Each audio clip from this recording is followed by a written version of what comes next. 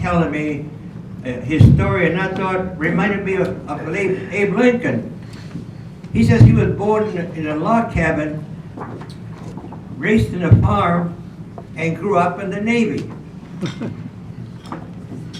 How do you like that?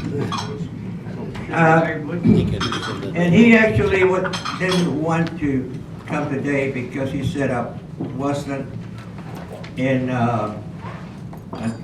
D-Day in France, but he was in Pearl Harbor.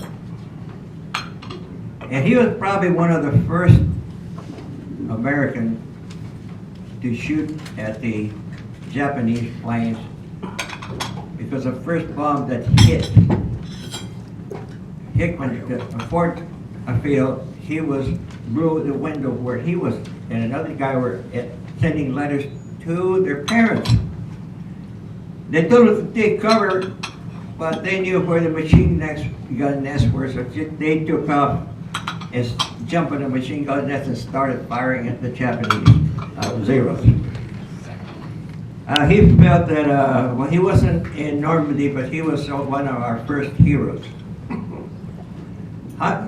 All of you people, all of you guys, members here that served in the service, please stand up.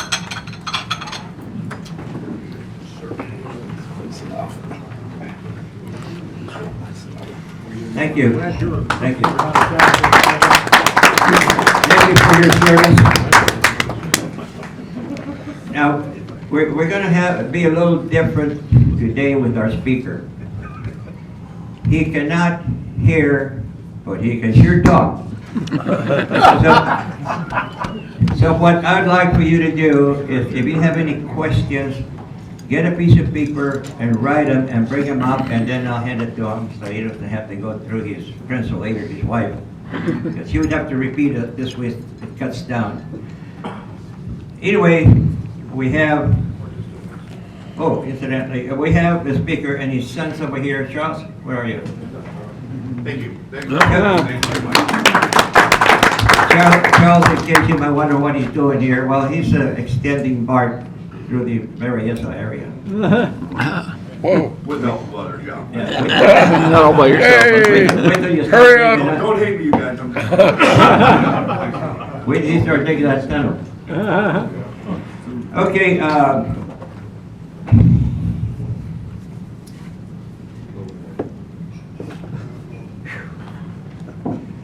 anyway, I'll get back to our main speaker today. As I said, write what questions you have and bring them up. So, gentlemen, let me introduce you to Chuck Kohler.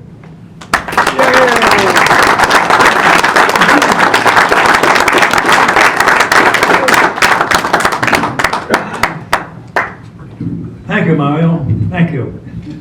I'm going to put this in here, if I may.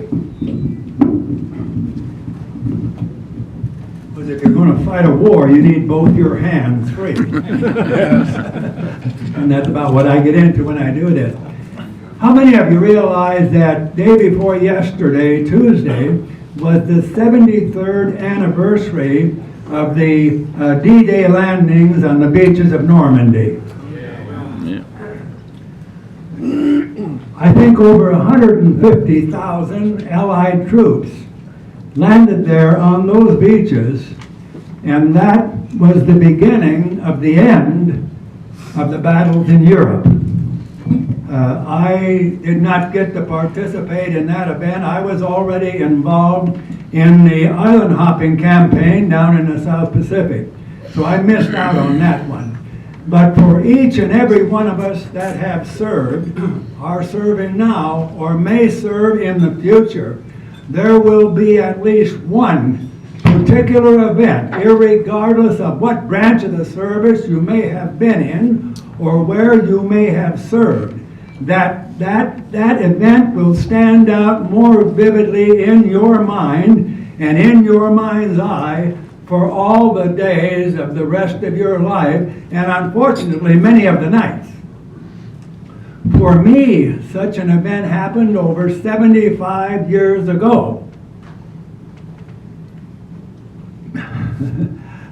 I feel that I was very, very fortunate in that I was in the duty section assigned the 800 to 1200 security watch at Aerial Patrol Squadron VP 23's hangar, Building 54, located on the harbor inlet end of Naval Air Station Fort Island, right in the center of Pearl Harbor on the morning of December 7th, 1941. I had arrived at the hangar early. I was in an upper level office attempting to type a letter to my dear sweet mother. Maybe type is the wrong word to use. I think prior to joining the Navy, I don't think I'd even seen a typewriter, much less had a chance to use one. But I was using that old two-finger hunt and peck system, if you know what I mean. And I was making progress. I was proud of what I was doing. I was really going to impress my family back there on the farm with that typewritten letter. I heard the sound of an approaching aircraft in the background, but that's not unusual. We're a naval air station. Airplanes come and go, but not usually on a Sunday and not that early in the morning. The sound of that airplane grew louder and louder, and I'm thinking, oh, well, okay, a couple of the aircraft carriers, the USS Lexington and the USA Enterprise, had left the harbor the previous week to deliver short-range aircraft to our military forces on Midway and Wake Island, and I figure they must be returning, and as usual, they will launch their aircraft while they're still out at sea. Those airplanes come in and operate off the land base while the carriers are in the harbor. Suddenly the sound of that airplane changed, and I knew immediately that it was in a power dive. And I'm thinking to myself, oh, that's one of those carrier air group pilots. He's got a little bit bored with that regulation formation fly. He's wanting to do a little hot dogging and have a little fun. And boy, oh boy, I'm thinking I wouldn't want to be in his shoes when the commanding officer gets a hold of him. He is really going to be in trouble. Little did I realize that it was those of us there on the ground and on the ships that were going to be in some serious, serious trouble very, very shortly. Suddenly and almost simultaneously, there was a tremendous roar, and bomb fragments, explosion debris, window glass came crashing into the back of my head, ears, neck, and onto my shoulders. Those of you who have been involved in similar events will maybe remember that that can kind of derail your train of thought. It did mine anyway. It took me a few seconds to get my train of thoughts back together, and when I did, I'm still thinking it's one of our friendly air group pilots, hot dogging, crashed, and I'm going to go down and see if I can be of some help. You know, I pushed myself back from that debris-covered typewriter and desk, got up, shook off as much of that debris as I could, and started for the door. It was then I thought, oh, boy, I could be in trouble. I'm on watch. I maybe shouldn't be up here typing this letter. So I reached back, grabbed that unfinished letter, ripped it out of the carriage of that typewriter, crumbled it in my hand, and threw it in the wastebasket as I went out the door. You can only imagine how many times I have wished that I would have kept that letter.